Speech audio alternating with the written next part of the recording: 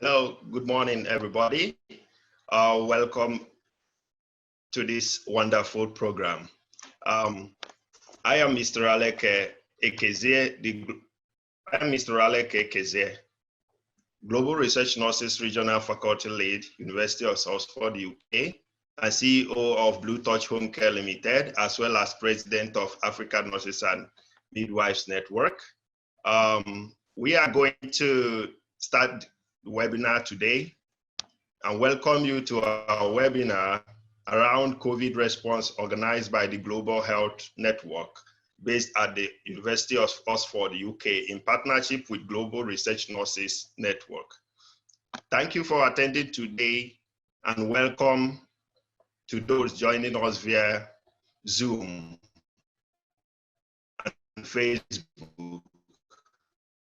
I'm going to introduce you to our panelists. I'm going to introduce you to the wonderful panelists we have today, starting with Brenda Wright, who is an independent regional monitor for investigator-led clinical trials in Cape Town and a project manager and clinical conduct course tutor in South Africa. Second person is Halima Salisu, Vice Executive Director and co-founder at African Sepsis Alliance, ASA, Director of Communication and Media at African Federation of Clinical Care Nurses, and then Professor from Nigeria, and Professor Loen Owape,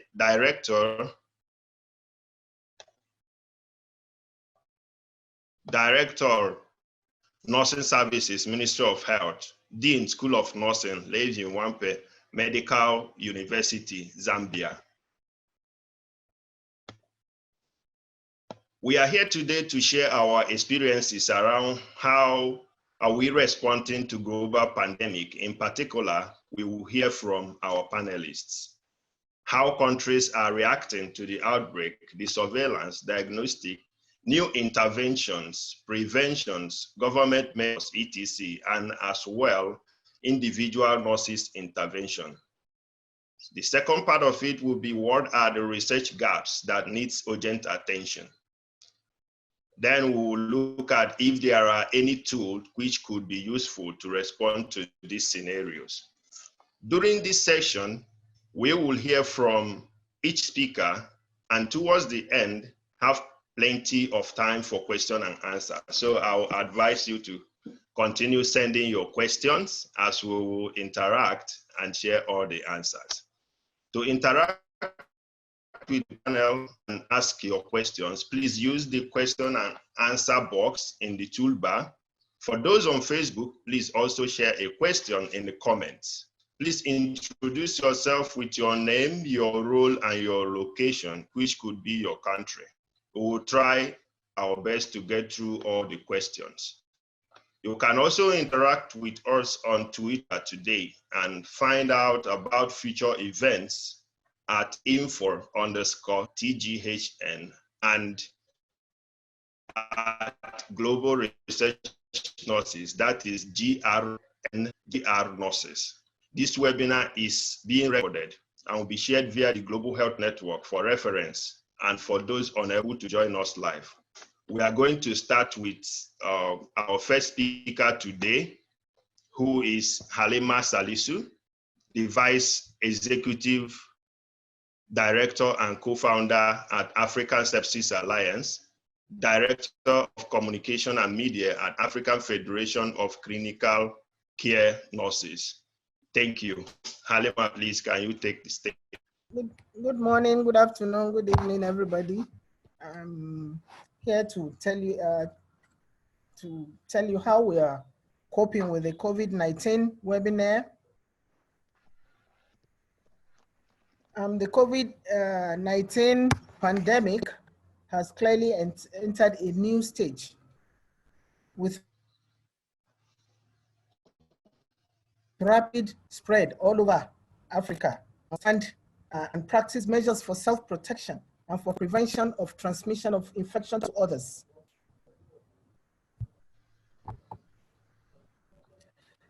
Africa is struggling to manage increased number of people suffering from the COVID,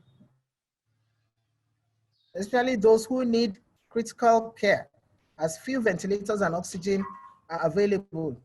Under its fragile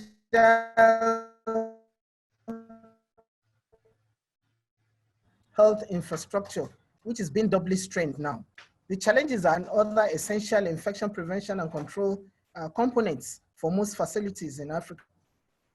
Despite the rapid response team and host of other task forces, everything has gone overboard. The WHO says there are only around 5 intensive care beds available for every 1 million people in most African countries, as compared with around 4,000 beds for every million people in Europe. Critical care nurses, intensivists are in short supply all over the continent. COVID-19 is a highly infectious disease, and frontline staff are at a higher risk of infection. Globally, at least 90,000 healthcare workers have been infected, and over 260 nurses have died. Tunisia already has 68 healthcare workers infected, and Niger is reporting 32. Nigeria has infected. More than 4.1 million cases of COVID-19 and almost 282,694 deaths, with 1 million plus recovered.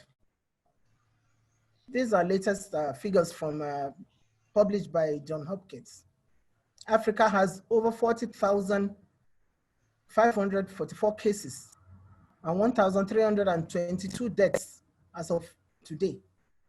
The first confirmed case of the pandemic of COVID-19 in Nigeria was announced on 27 February in Lagos, caused by SARS-CoV-2. As of today, Nigeria has over 4,000 confirmed cases, with 143 deaths and 778 discharges, and 248 new cases, with Lagos being the epicenter and Kano following in hot pursuit, with 602 confirmed cases and 80 new cases today. There were hundreds of sudden deaths recorded in some of the northern states, starting with Kano, though there was no confirmation as to the cause of these deaths. Without doubt, coronavirus pandemic has adversely affected all aspects of our lives. In Nigeria, hunger and poverty is biting hard. Businesses and economy are on downturn. And the educational system has been devastated, and children from poor families are bearing the brunt of all this. Hand washing is the most effective measure for preventing the spread, provided the poor and vulnerable have access to clean water. Gross inequalities in water access persist between and within countries in LMICs.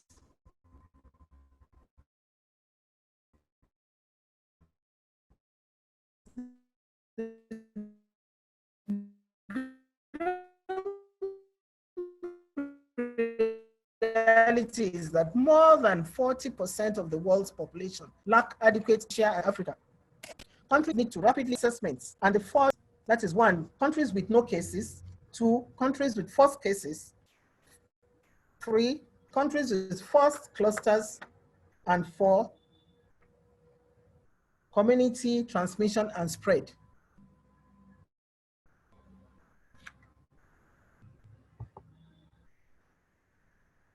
On 28 January, the federal government of Nigeria assured Nigerians of its readiness to strengthen surveillance at its 5 international airports to prevent the spread of coronavirus. The government announced the airports as Enugu, Lagos, Rivers, Kano, and the Federal Capital Territory. Travel advisory was instituted, though there were lapses here and there. The Nigerian Center for Disease Control also announced same day that they had already set up coronavirus group and task force and was ready to activate its incident system if any case emerged in Nigeria. On 31st January, the World Health Organization listed Nigeria as high risk for the spread of the virus. Intensified case finding and contact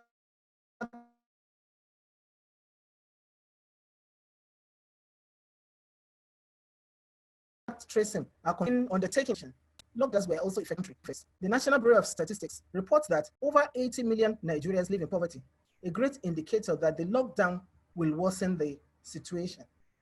As of today, there are dozens of quarantine facilities all over Nigeria with more than 3,000 bed capacities and over 23 testing centers with 3 new molecular lab real-time diagnostics put in place. There's a lot of public awareness and sensitization through SMS, TV, radio by the NCDC, as well as the federal government and the state.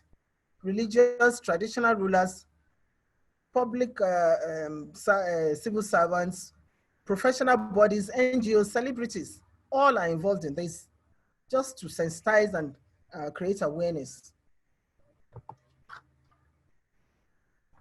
What are the research gaps that need urgent attention?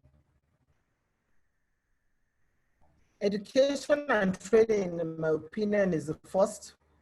It should be the priority.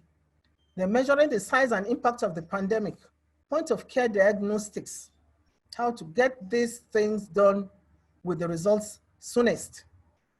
Characteristics of local transmission, hotspots, and case definitions.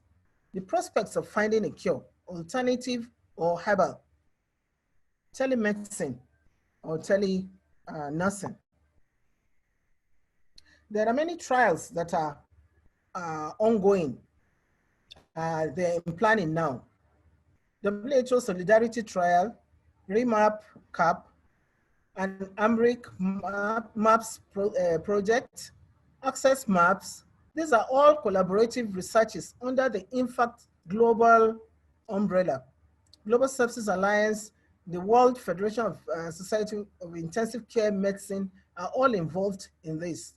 There's a collaborative clinical research response to severe COVID-19 infection in Southeast Asia, Africa, and Latin model for COVID-19 Solidarity South that could address the needs of NMICs and countries in the Southern Hemisphere.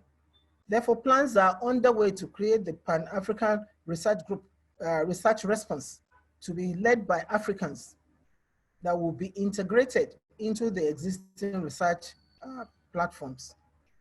There's also the Society for Critical Care Medicine Discovery Research Platform, which has initiated virus study, which could be also done locally in all the countries that are interested in joining this research group. These are my recommendations. I hope you can see the screen still and hear me, loud and clear. Using telemedicine where feasible and dropping insecticide-treated nets for malaria, foodstuffs and complementary items at the door of the households instead of gathering crowds at distribution points. Building strong and resilient health system across Africa may be the best, but also investing in promoting health and preventing disease at the primary care level will not only save money and lives, it will forestall pandemonium and confusion. Provide proactive water resources to ensure that adequate water is available to vulnerable sections of society for domestic and increased hygienic needs.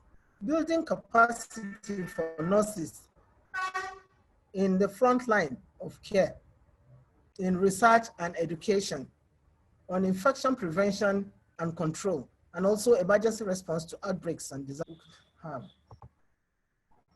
Thank you for listening. This is just one of the campaigners, a 4-year-old.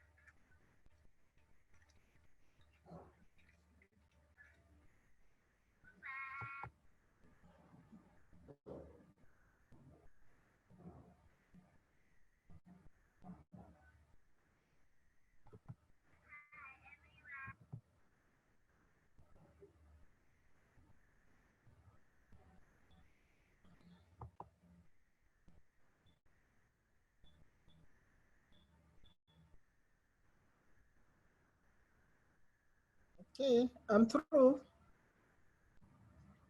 Thank you for listening.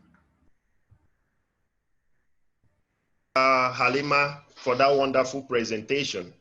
I'm sure that some questions are already coming in from Nigeria, people who want to know more about what you just said. We'll transfer those questions, and during the question and answer sessions, most of these questions will be handled. I'm about to introduce us to the second speaker, who is Brenda Wright from South Africa, an independent regional monitor or investigator clinical trial in Cape Town and a project manager and also she conducts clinical conduct course. Please welcome in Brenda Wright to take up the stage.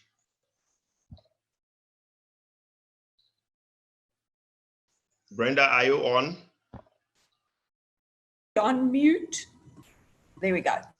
Thank you very much for the introduction, Mr. Chairman. I'm honored to be a part of this panel today. Good morning, afternoon, everybody. I'd like to start my presentation addressing the challenges South African nurses are facing since the outbreak of COVID-19. Even before the pandemic, there was a shortage of trained nurses in South Africa. With the outbreak of COVID-19, additional burden has been placed on the nursing staff. The Nursing Council has requested nurses no longer working in the industry to return. As more patients are admitted to our ICUs and high care units, the need for specialized nurses and others are increasing all the time. A large percentage of our nurses depend on public transport. Public transport is available, but only at 70% capacity.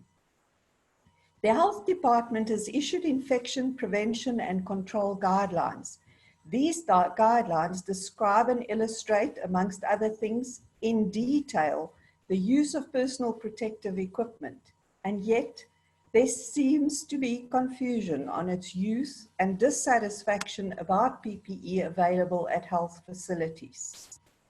I'm sure there are many other challenges I'm not even aware of, but the one that stands out to me and I feel we can do something about is the use of PPE. This brings me to the topic of research gaps that may exist. I believe the questions that beg to be answered in a retrospective observational trial regarding the use of PPE are: one, are we protected against COVID-19 with the current prescribed use of PPE? And two, also very important, are we using the prescribed equipment appropriately? This data could be invaluable in determining future actions to be taken to protect all our healthcare workers, not just the nurses. The next topic is about how the country is acting to the outbreak. The South African government and Department of Health have attempted to slow down the rate of infection through early lockdown and quarantine in order to give us more time to prepare. On the 29th of January, the Minister of Health activated the Emergency Operations Center. 3,000 healthcare workers were trained and a treatment protocol for hospitalized patients were put in place. South Africa faces an additional challenge given the large, vulnerable, immunocompromised population living in overcrowded conditions.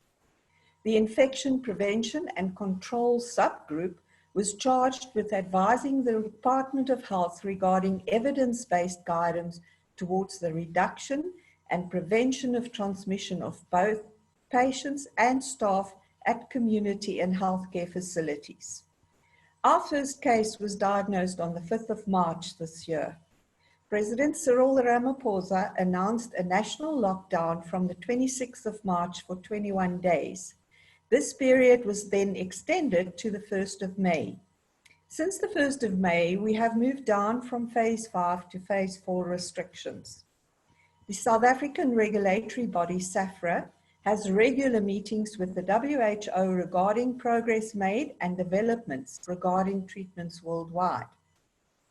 SAHPRA has also promised a 7-day turnaround time for protocol approvals on COVID-19 clinical trials. They are accepting electronic submissions now and has also approved an online good clinical practice courses instead of face-to-face. The National Institute of Communicable Diseases advises the government and spearheads the testing and surveillance response to COVID-19. They have already sequenced the full genome of SARS-CoV-2 in a local case. South Africa is also reutilizing its existing laboratories from researching HIV to researching COVID-19 to help contain the novel coronavirus. What does this all mean? Have we managed to slow down our rate of infections?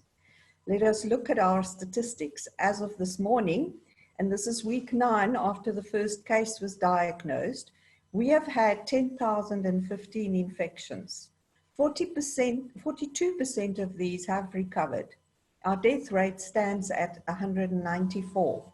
This is 1.9% of the total infections. My last topic is an overview of the clinical trials on COVID-19 that are currently in progress or in the planning stage in South Africa. As my esteemed colleague mentioned before, Solidarity is an international clinical trial to help find an effective treatment of COVID-19 launched by the World Health Organizations and partners. The Solidarity trial will compare 4 treatment options against standard of care to assess their relative effectiveness against COVID-19. By enrolling patients in multiple countries, the Solidarity trial aims to rapidly discover whether any of the drugs slow disease progression or improve survival. Other drugs can be added based on emerging evidence. South Africa will have 8 sites participating in this trial. The University of Cape Town is in the process of commencing a multi-center randomized controlled trial of chloroquine versus hydroxychloroquine versus standard of care for treatment of mild COVID-19 in HIV-positive outpatients in South Africa. TASK, a medical trial center in Cape Town, has administered a BCG vaccine to 250 healthcare workers as part of a clinical study to help fight off the effects of COVID-19. The primary objective of this trial is to find out if BCG vaccination or revaccination reduces disease severity, hospital admissions, and death in frontline workers with direct patient contact during this pandemic. A maximum of 500 healthcare workers will be vaccinated. The NHLS in Johannesburg is currently conducting an efficacy trial on the rapid test kits for COVID-19 used in South Africa. The objective is to confirm the accuracy of these test results. I leave you with a quote from Prof. Salim Karim. Prof. Karim is an infectious disease specialist, and he chairs the government's advisory committee on coronavirus. He says, "For as long as we do not have immunity and we do not have a vaccine, we are going to have to live with this virus. This virus is going to pose a threat continually, well into next year. So we have to find a way in which we can continue our normal lives." Thank you for your time. Be safe, everybody. Thank you so much, Brenda, for that wonderful presentation. We are going to the next presenter, who is Professor Nwape, Director, Nursing Services at the Ministry of Health and Dean of School of Nursing, Levi Mwanawasa Medical University, Zambia. Welcome to the stage. Thank you. Thank you very much, Mr. Chairman. I hope you can get me. Yes. Thank you. Yes, so I wanted to just start by giving an introduction, which is not on my slides, by just reiterating that just like other colleagues have spoken, Zambia has not been spared from the COVID-19 pandemic. And like other speakers have mentioned, this is a time when we need more nurses and other healthcare workers in active service because of the demand that's coming from the COVID-19 pandemic. In response to the COVID-19 pandemic, the head of state normally addresses the nation every 2 weeks just to give an update of what's going on and how government is responding to what's going on. Last week, the head of state announced during his address to the nation and informed the nation that some restrictions have been relaxed. And so we see some businesses coming back to normal, but the businesses are employed to ensure that they observe public health regulations and making sure that they have strategies in place for prevention of spreading, further spreading the COVID-19 disease. And so we've seen casinos, gymnasiums, and saloons opening, but making sure that people are masking as well as sanitizing. And in response as well, the government has, since the outbreak of the COVID-19, the government of the Republic of Zambia has employed more health workers to try and support the already in service health workers in the country. So we also see intensified surveillance, intensified testing and screening, and the population has been discouraged from unnecessary travel, and also ensuring that as we are going in the public, we ensure that we have the mask on and we sanitize whenever necessary. I'll proceed now and share my slide, my set of slides. So I have just a minimum number of slides. Yeah. So thank you very much, Chairperson. So I named my slides the COVID-19 pandemic, nurses and research, as I have already given an update on what's going on in the country right now.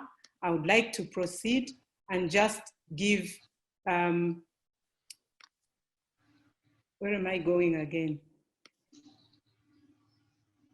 Right.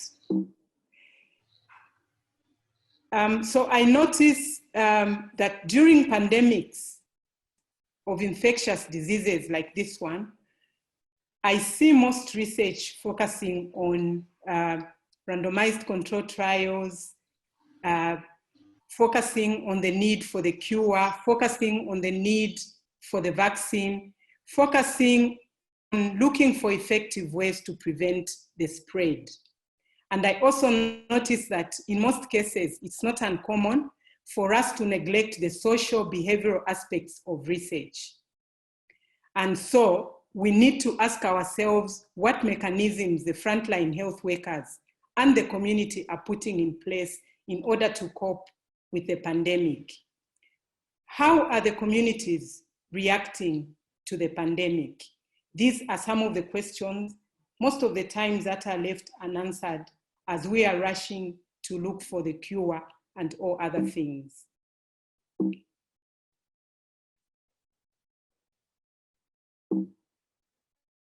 I'm trying to move the slide, Mr. Chairperson. I'm trying to move to the next slide. Lonia, I've got your slides here. I've just transitioned them to the next. Yes, please. And so my next slide is looking at what we are doing as nursing to look at that aspect of research that is normally neglected during infectious disease pandemics like this one, and normally focusing on the mental health aspect. Because anecdotally, we see that there is a lot of panic, there's a lot of stress that's not recorded among nurses and midwives in the country, but also among other health workers. And so as the Levi Mwanawasa Medical University School of Nursing, we decided to commission, to start with, 2 research studies. And the first one, which has so far received approval at all levels is one on, focusing on depression, anxiety, and stress. Wanting to determine the levels of depression, anxiety, and stress that's being experienced by nurses, not only nurses at the front line of the COVID pandemic, but also nurses that are offering a service in health facilities, because they are not sure whether the patient that they are receiving is exposed to the COVID pandemic or is even positive of the virus until such a time that the patient is tested. So there are all those anxieties that are going around, and if we are not careful, that might go unrecorded. And so because we need empirical evidence that will help us to also prepare for future pandemics, we need to conduct research to explore the depression, anxiety, and stresses among nurses and midwives, but also among other healthcare workers. But apart from exploring their stress, anxiety, and whether they're experiencing any depression, we also need to explore how then are they coping with what's going on. We well know that the effects of depression, anxiety, or even stress on the quality of care, cannot go unmentioned. That if you have a nurse that's anxious, that's stressed, it is possible that the care that they are going to provide will be compromised in terms of the quality of it. Next slide, please. So that's the first study that has been commissioned, and data collection starts this week. Actually, tomorrow, we go into the first health facility. The second one that we also think is becoming problematic, and it is very shocking to see the amount of stigma that's being attached to the COVID-19 pandemic. We are seeing some stigma that we've never seen before, that the stigma that's totally different from the issues of HIV/AIDS when it started, the stigma that's totally different from mental health stigma, that has been around for a bit of time. So we see all uniformed staff being stigmatized as long as they are in uniform, or even when they are not in uniform, when people know that this person works in a health facility, they don't want to have anything to do with them. They don't want to go near them because people suspect that they might be carrying the COVID, the coronavirus.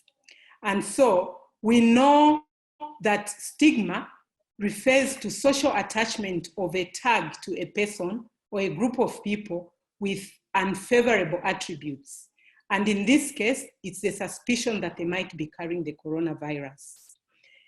And we know that stigma itself has been very destructive to people's lives because it does eat away somebody's self-esteem. And in this case, if we see health workers being stigmatized, it is possible that stigma can affect the delivery of healthcare services as we are fighting the coronavirus. And so disease-associated stigma can impede even the control efforts that are being put in place to reduce the spread of the disease.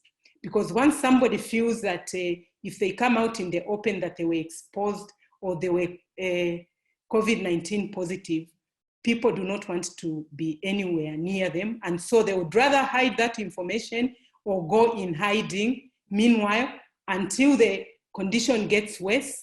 And probably by the time they're arriving at the health facility, it will have been too late to prevent the death. So disease-related stigma, if targeted on healthcare workers, can also lead to mental distress that I have just talked about in the previous study that we are doing. It can lead to mental distress and subsequently also compromise the quality of care that's being provided. And that's why we think that it's important for us to also study the level of stigmatization among health workers. And so this can also help us to plan ahead for even future pandemics, that we ensure that we address issues to do with stigma before healthcare workers and even patients suffer the stigmatization. The last slide, please. Thank you. So I think at this point, I would like to mention that both the studies that I have mentioned are actually just being financed by the research team. So members of the team, because we could not manage to access any funding from anywhere.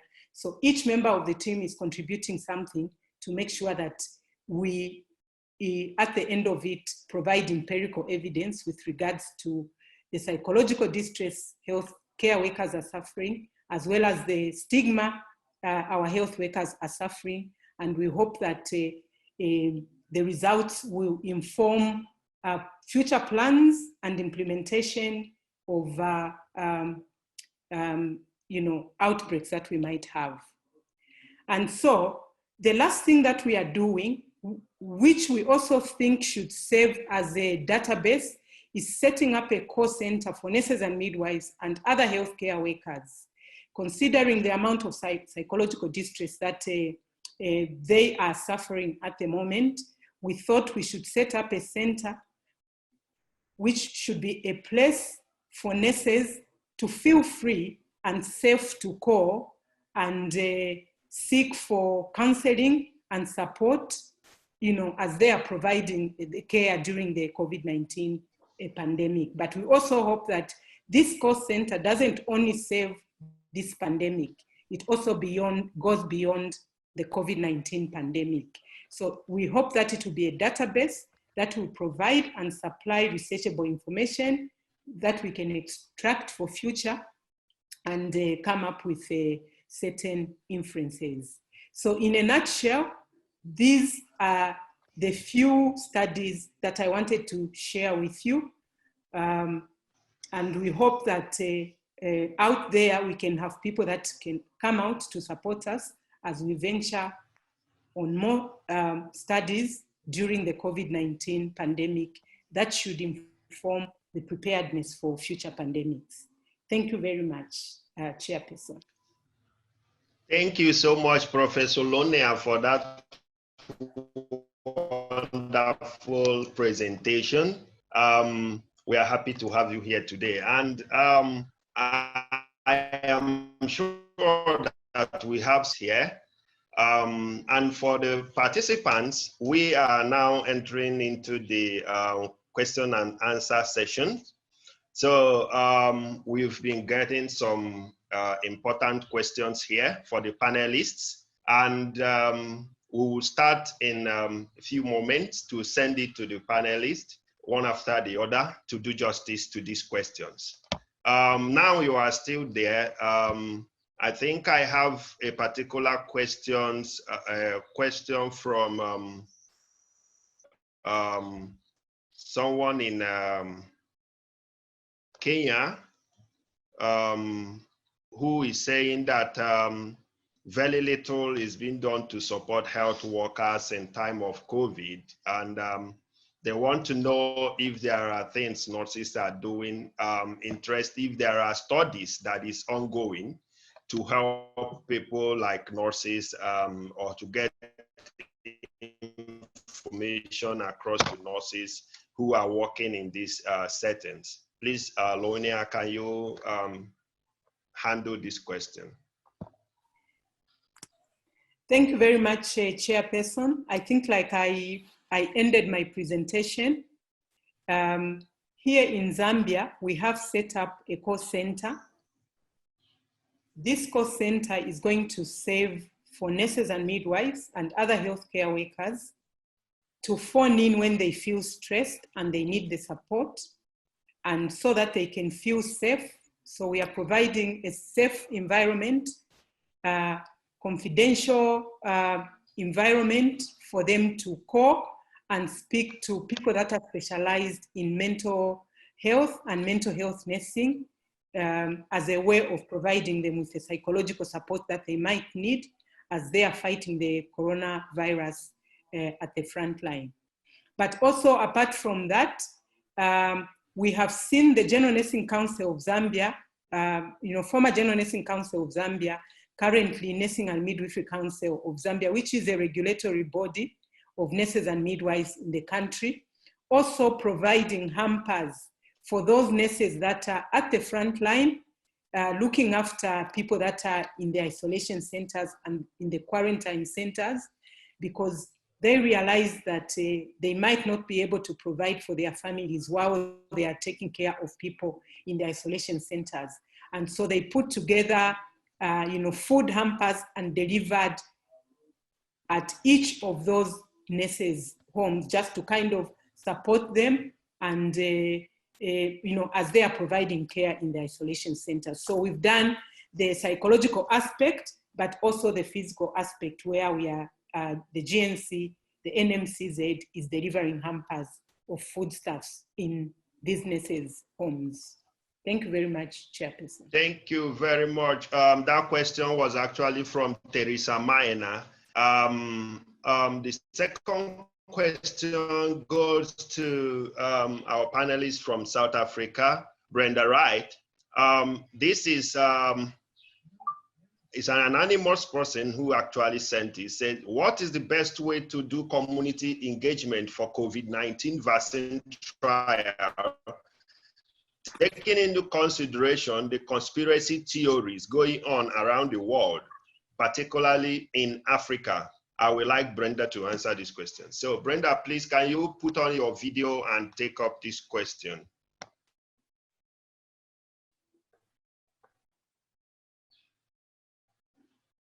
Brenda, are you there? Hello, Brenda.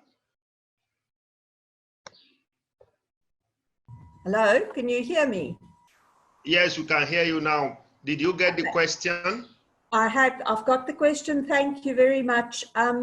So there is a great deal of scientific research into why people might be coming up with the conspiracies, and especially in pandemic diseases. Unfortunately, when there is an outbreak, these conspiracies always comes to the front. In South Africa, we are fortunate in that we have participated in many vaccine trials before. We also are very active in all communities with clinical trials, not just vaccine trials, but all other trials. And so we've built up a good relationship with our traditional healers, our community leaders, and so that has helped us a great deal to counteract all these theories and conspiracies. And I think the important part to note for everybody would be to supply information and keep your participants or your potential participants and your communities informed all the time, and to find ways and means of getting to these communities, because not all of them have access to social media. Thank you. Thank you very much. I have another question for our panelists from Nigeria, because this is coming from Kogi State. It says, if it was wise for the Kogi State government to ask the experts who went to the state to be quarantined, instead of carrying out their duty, they went for there. Halima, please, can you handle this question?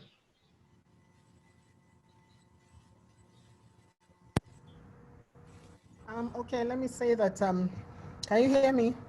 Yes. Okay, let me say that this is not the best decision for that state.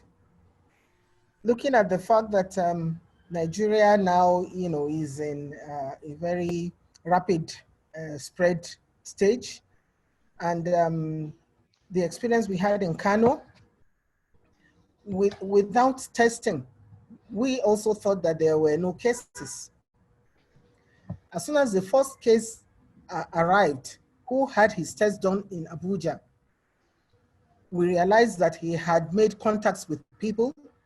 And so through contact tracing, we had to quarantine a few people. And these people got tested and some of them, came out positive. So without testing, you can't really say that you have no COVID-19 in your area. That is not the best. By the time they start to test, it might get to the area where we are now in Kano, where COVID-19 pandemic is almost becoming a catastrophe. So it will be good for the government, for the Kogi state governor, to allow these experts to do their work. Thank you. Okay, great. Please stay on. Stay on. I have some interesting questions from the same Dr. Anita.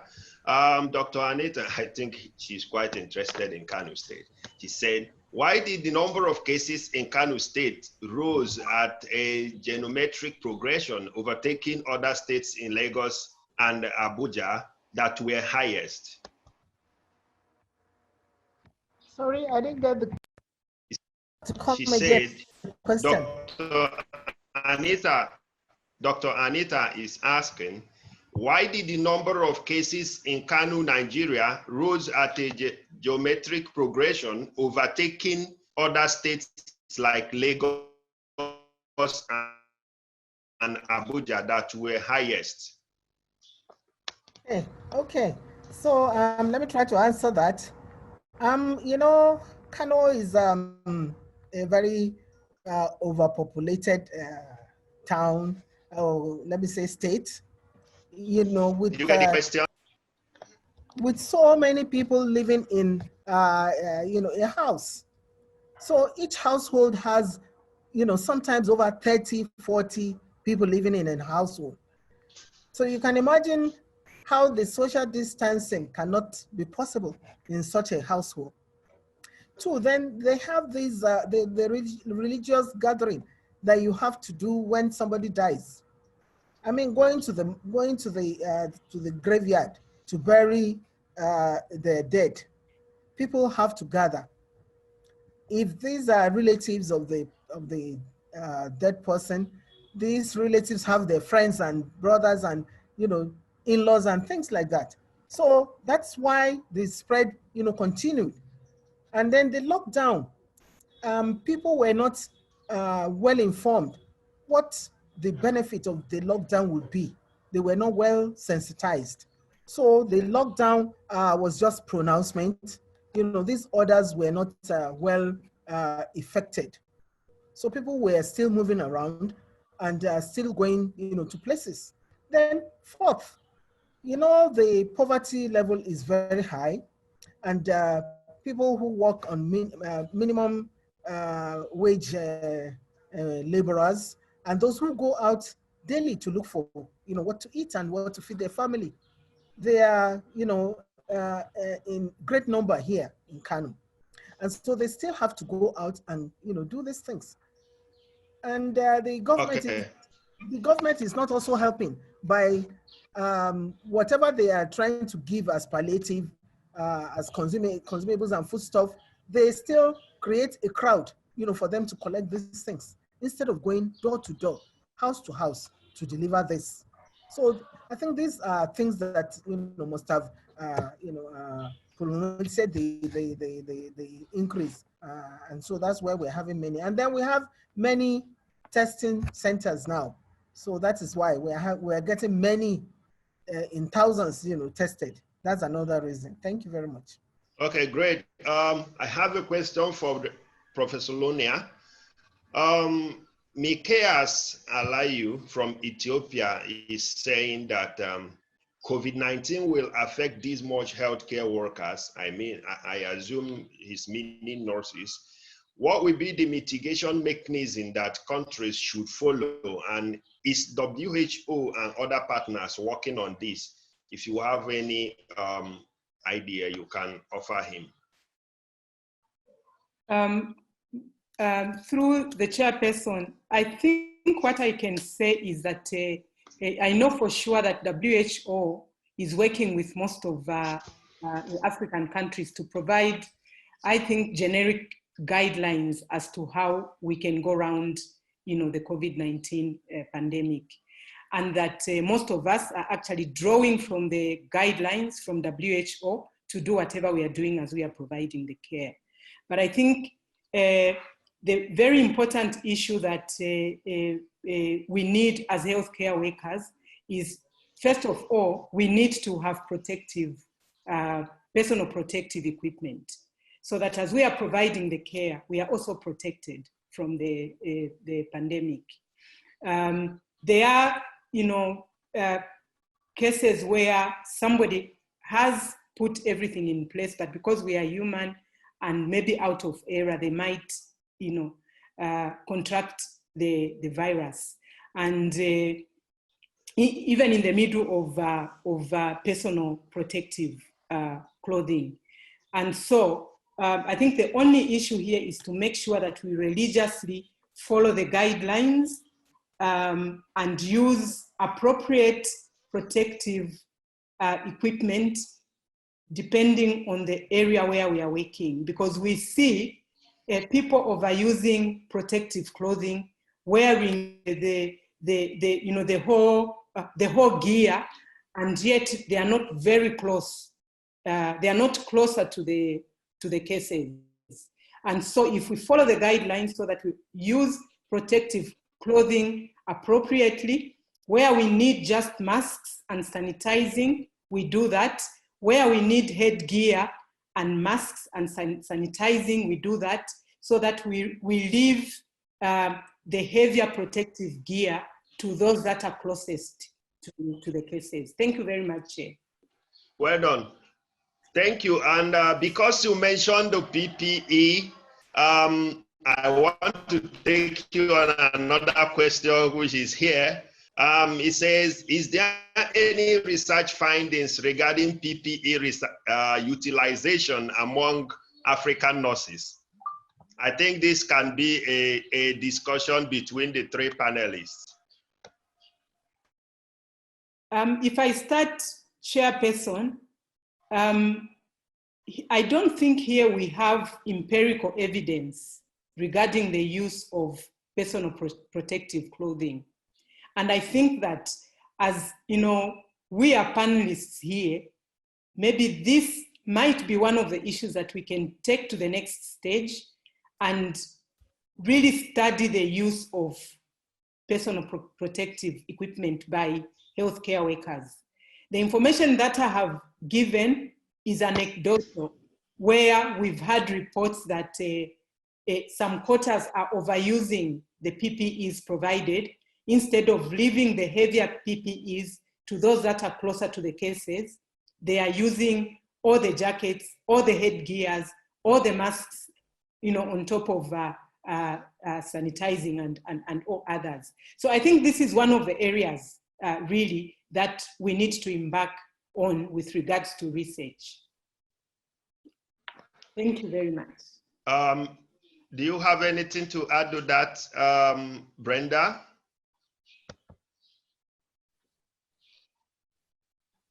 Yes, thank you. I completely agree. Also, that is why I mentioned about the PPE being used inappropriately.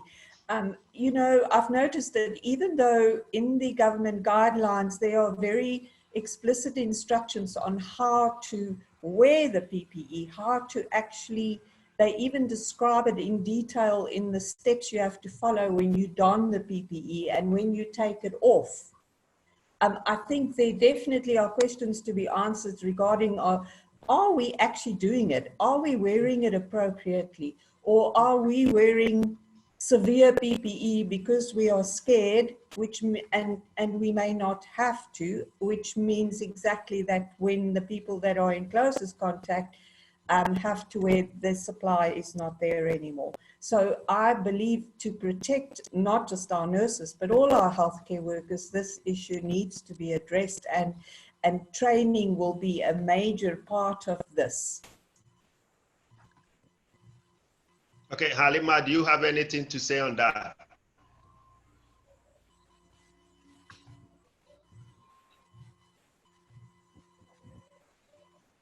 We can't hear you. Yeah, sorry. So as I said, Chair, thank you very much. I would like to say that this is an area that needs to be researched.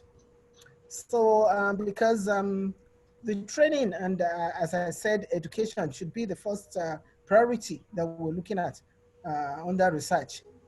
Most of these staff have been trained in basic nursing, basic IPC, basic everything. So now to retrain them and also make sure that they have the advanced guidelines and practical, simulations on how to use the PPE is very, very essential. Without that, there's no way, they can use the PPE correctly. And it's possible that's why we're getting many healthcare workers, infected. So that means that we need to, research that area. Thank you very much.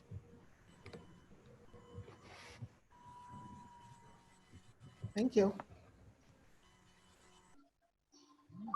Hi there. Okay. I want to ask this question also, which could be a discussion to all of us. It says, will government take any initiative after research? I think this person is meaning, how do you make government take initiative after you've done research on COVID? Let's start with Brenda. Sorry, can you just repeat the question? You were breaking up a bit, so I didn't get the whole question. It says, how do you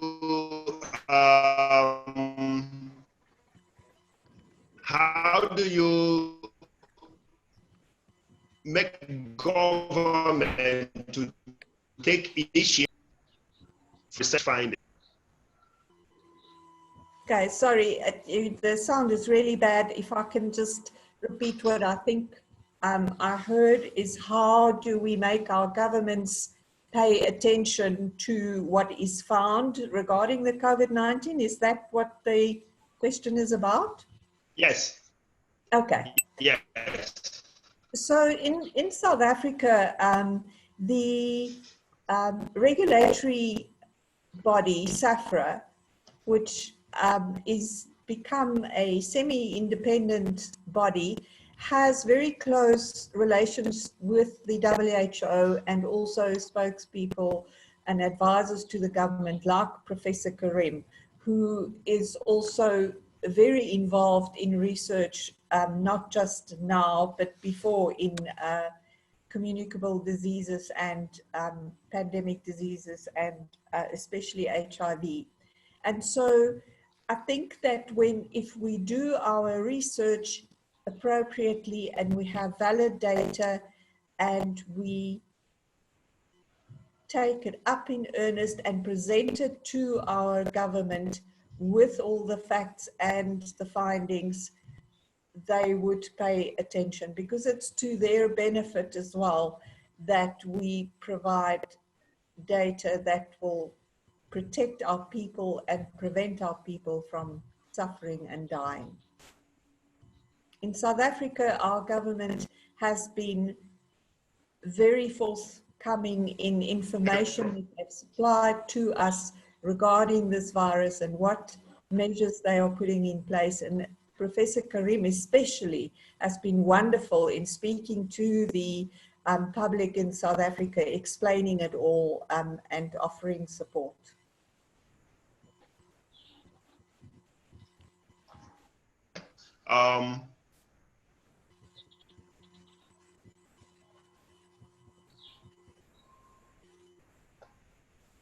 Professor Lonia, I have a question for you from here. He said, how do you intend to get approval from regulatory authorities in Zambia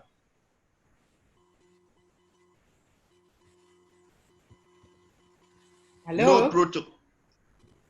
No protocol. Can you hear me? You were breaking, but I can hear you now. Okay, it says, how do you intend to get approvals from regulatory authorities in Zambia if you want to perform an international standard research or clinical trials? Well, the country already has a system in place, working through local research ethics committees to start with, which are several of them across the country. So the first thing to do is to, in form of a protocol, submit to an IRB or a research ethics committee for approval. And once approval is granted at IRB level, the protocol then needs to be submitted to the National Health Research Authority, which also has a responsibility to look at any protocols that are to do with clinical trials. So we do have a system in place and a law that regulates approval of clinical trials. Thank you, Chair. Okay.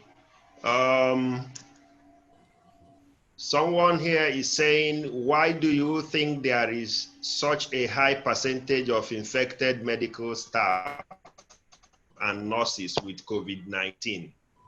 Halima, can you take on that? Okay, thank you.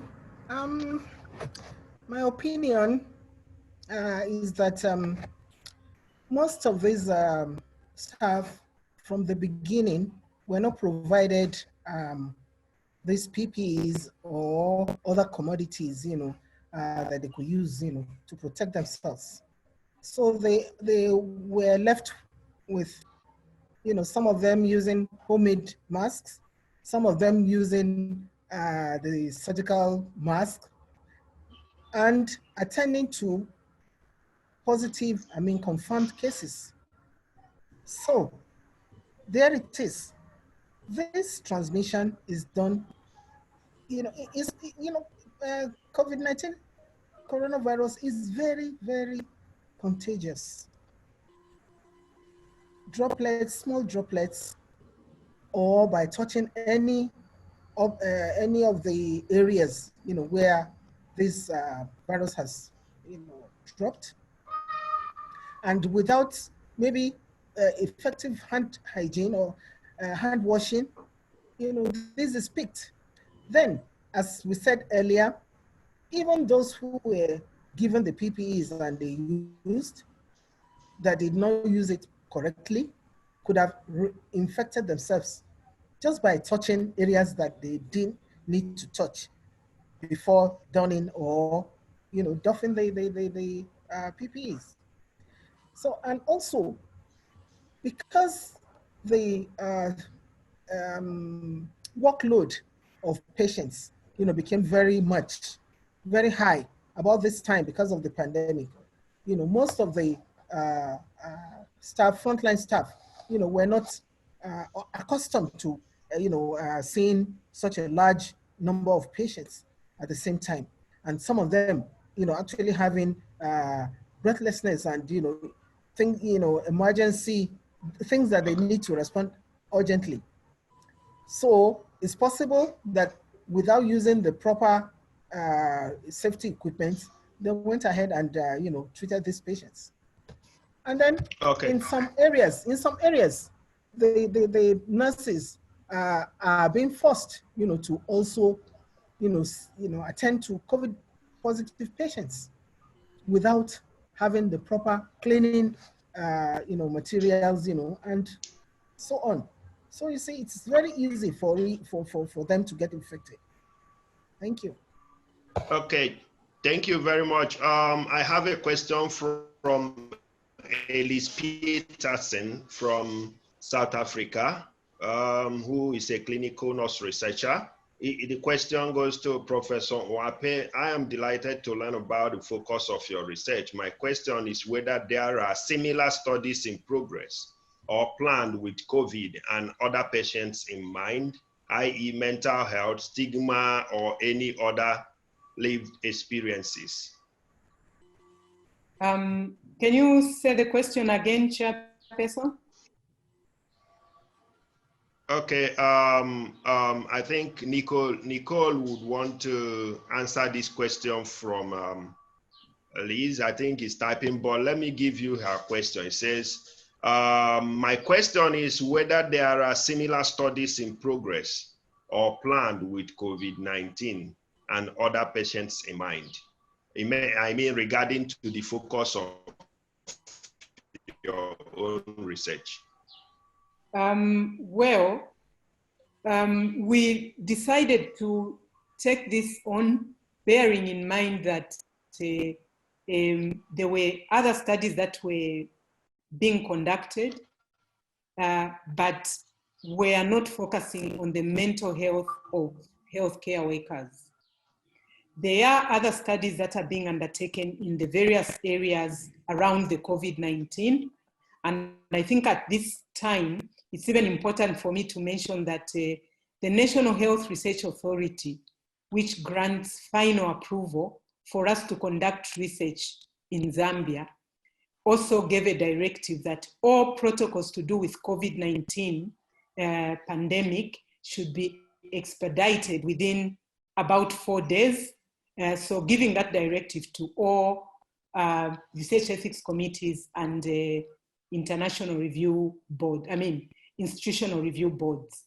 And so yes, there are a lot of other types of research that are being conducted, but we decided to focus on the mental health and stigma of healthcare workers, considering the anecdotal information that's coming from the field.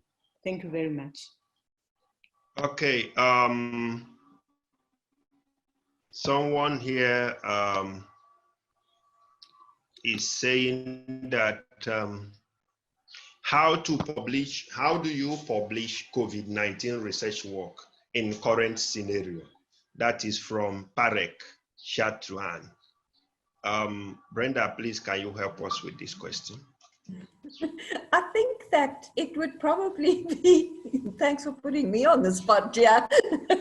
Look at the other two ladies smiling. I think it would probably vary in the different countries.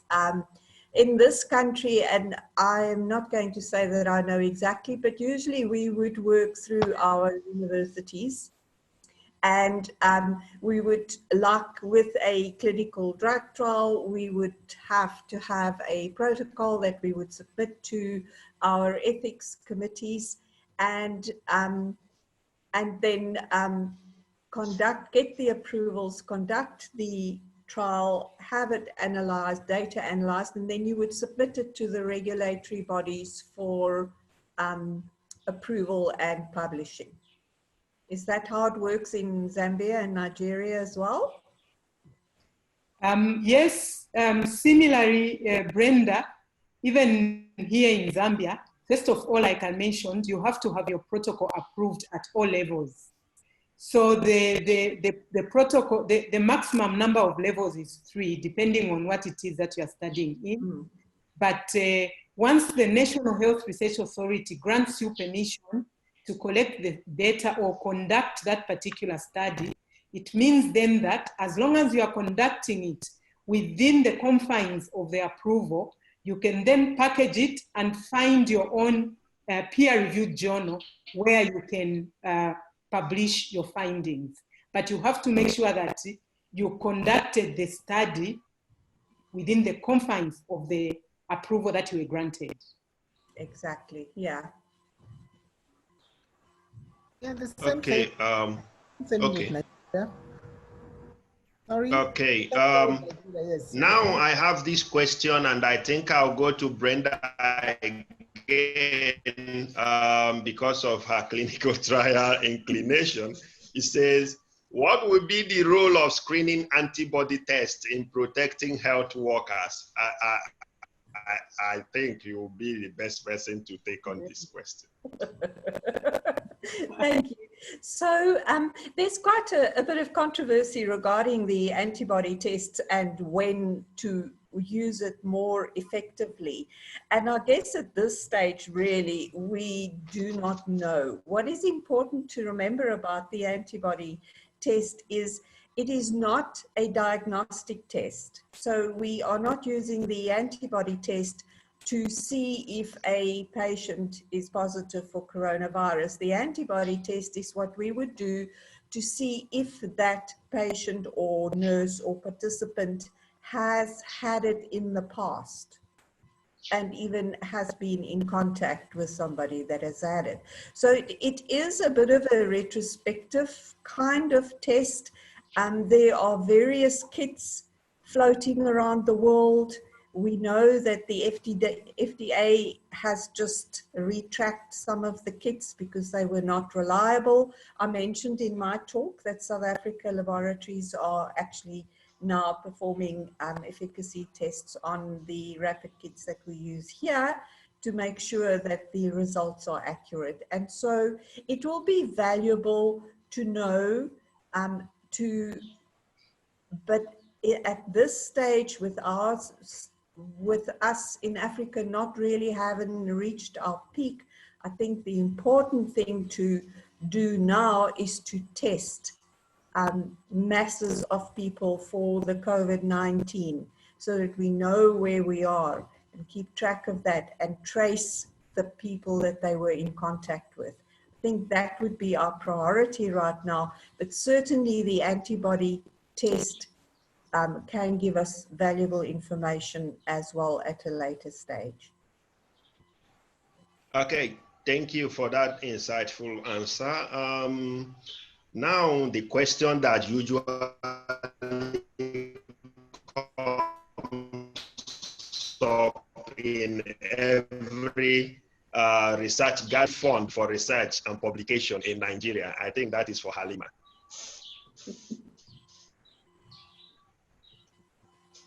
Sorry, I didn't get the question. It says, is there any fund for research and publication in Nigeria? Oh, okay. Well, there is a lot of fund, for research in Nigeria, different researches. But then if you're talking about the COVID-19, I don't know any funding yet. All I know is that there's a lot of support, from the WHO, as well as the World Federations and so many other societies. Some of the other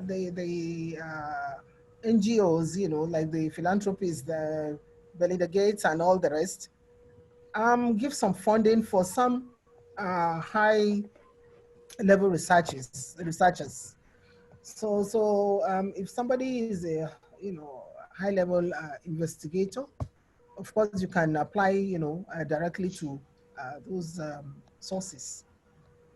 But if you're a group, you could apply to the collaborative research group, the INFACT or ICERIC. There are many collaborative groups that you can refer to.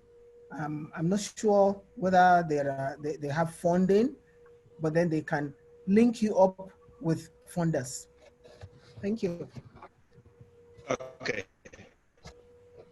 Thank you. This is from Head Insightful Seminar. What are the roles of nursing students in the representative countries? And has there been any research done researching the students' role in the pandemic? This question is coming from Norway. Nia, to take on this question. Thank you very much, Chairperson. I don't remember having seen in Zambia any research that has been conducted in relation to the role or roles of student nurses in the current pandemic or even the pandemics that we have had before. And a situation that I would like to highlight here is since we started seeing the spread of the coronavirus increasing in Zambia, government directed that all schools and colleges close. At first, we thought that we would retain third-year student nurses, but then it was decided after the head of state, allowed us to employ more nurses, qualified nurses and midwives. And so we have all student nurses right now learning virtually in the confines of their homes. But probably that's another research area, emerging for us to futuristically look at the role or roles of student nurses in pandemics. Thank you very much. Okay, thank you. Now here, Abdullahi Ibrahim says, could nurses be held responsible if they fail to provide care for COVID-19 infected or suspected patients due to lack of PPEs? Brenda, this is ethics. Yeah. I would hate to speak on behalf of my nursing council or my health department. I may get into trouble for this. In South Africa, we have had an uproar and a striking, not by nurses, but by our emergency response teams, refusing to work here in my home city in Cape Town because they believed that they didn't have the appropriate PPE to wear to protect them. So I guess, yes, we know that it's happened also in South Africa before, where nurses were striking because they were unhappy about conditions or money paid to them or not paid to them or anything else. So it has happened. Is it the right thing, and will there be action taken against them? I cannot answer that. I don't know. Sorry. Okay. Halima wants to answer. Halima wants to say something. Thank you very much. I just want to add that actually, if we go on and allow our healthcare workers, nurses, doctors, to go out there and treat, positive COVID-19 patients without proper safety gears, then we're going to lose many healthcare workers. That means that the shortage is going to be more drastic and more, biting than it is right now. Already we have shortages of, critical care nurses, emergency care nurses, mental health, and all those. And then for them now to be put in places, where, they have to treat these positive cases without proper PPEs and proper N95s or goggles and things like that. I mean, they really may not need to wear all the what do you call it, gadgets, but at least to have the N95 as well as the goggle, and then have gloves, to use. So that is minimum, the basic infection prevention control that they can use, to care for these patients. So it is not right to allow healthcare workers or nurses or doctors to work. I mean, you can imagine about 15 doctors, I understand, died from this, COVID-19 pandemic here in Nigeria. So are we ready to lose more of these, highly skilled personnel? We're not, because we'll have, a catastrophe on our hands if we allow that to happen. Thank you. If I can just again add to that, absolutely very true. And also, until we have evidence to reassure our medical care workers and our nurses that they are sufficiently protected with the gear that is supplied to them, we are going to have this continuous dissatisfaction and discussions about PPE and whether they are protected or not. I really feel strongly about the fact that we need evidence on what will protect our staff and what will not. Okay,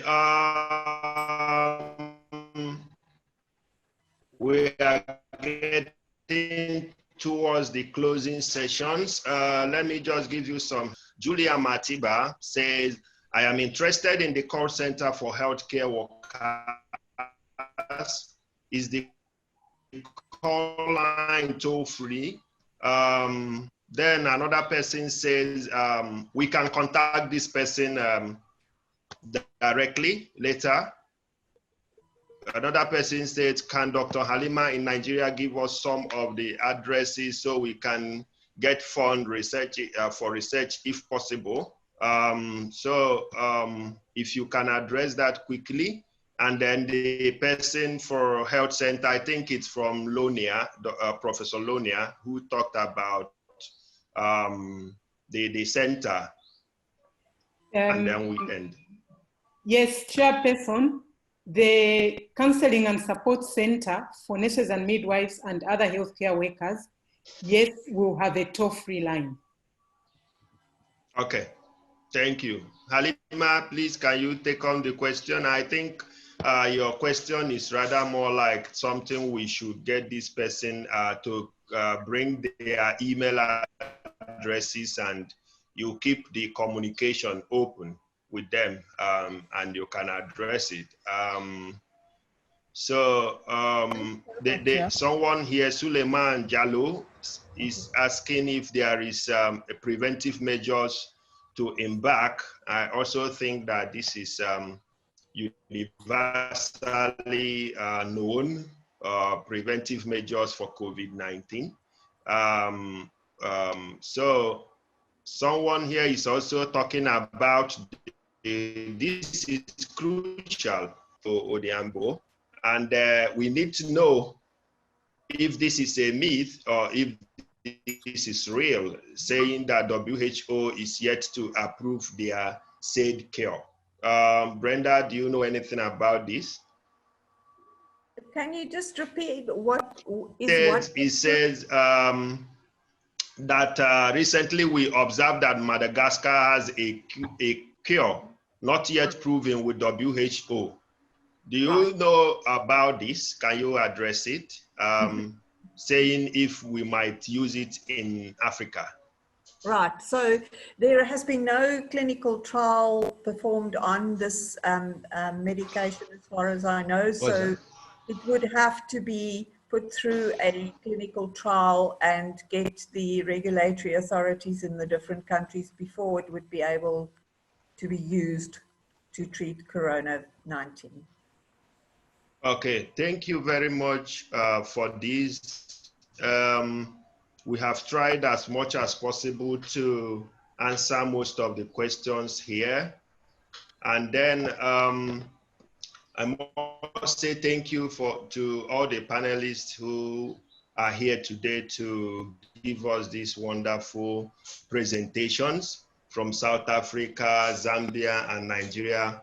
We almost have the entire Africa represented here, the East, the South, and the West. I believe that in the next sessions, we will all be together in this, all the representation from Africa and other world to present our findings and research. So to the participants, thank you very much for joining us today.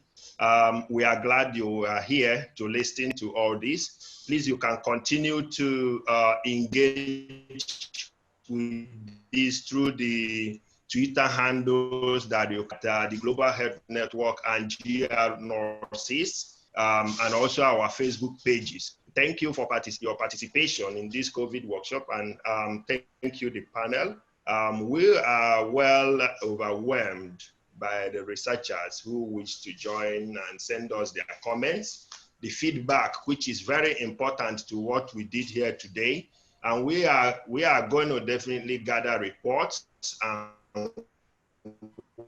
work on support on the next step. And I believe there are a lot of ideas and topics to move forward to. Also, we hope that those who are working or want to work on any of these topics will be able to get together, discuss ideas, form collaboration, assess funding, and share results and resources that others can use. If you are interested in joining one of these visual working groups, we will send you email with survey to complete after this program. So all the participants are going to get the survey to complete, and we are going to use the data we gather there to move forward with this project. And then we say many thanks to you.